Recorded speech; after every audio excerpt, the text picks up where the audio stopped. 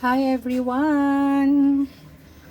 As in, kumaway ako, no? Nasanay kasi ako. So, gumagawa ako ngayon ng base ng aking atsara. So, may kinuha ko sa farm na papaya. Naubusan na kasi kami dito sa bahay. But for now, hindi ko muna ito paninda. So, kinol down ko siya. Siyempre, nilagyan ko siya ng carrots, bawang, paminta, pineapple tidbits, pasas, ayan, and bell pepper, ayan. So for now, ang ginamit ko munang suka dito is non-organic kasi naubusan ako ng aking organic. So sa ngayon, we have to put this papaya na naginayat ko, ayan. So yan na, yan ang kaubuuan ng aking atsara.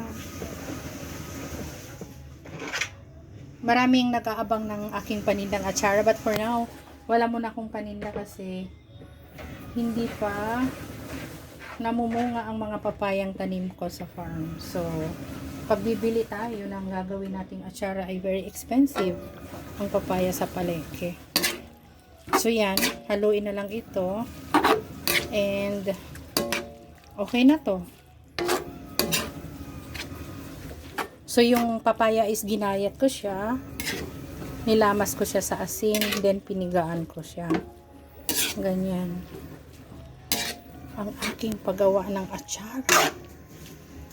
Pwede na tong, appetizer ngayong tanghali. Diba? Kaya, mabilis lang ang atsarang gawin.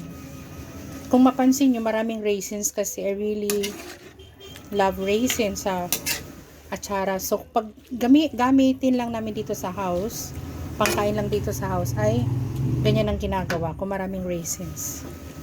Pero pagka in-order, pangbenta siya, hindi ko siya dinadamihan masyado kasi may mga taong ayaw sa raisins. So, yan. That's it. Pwede na yan. And, taste na natin. Tinaste ko na to yung timpla niya kanina but without the papaya. So this one.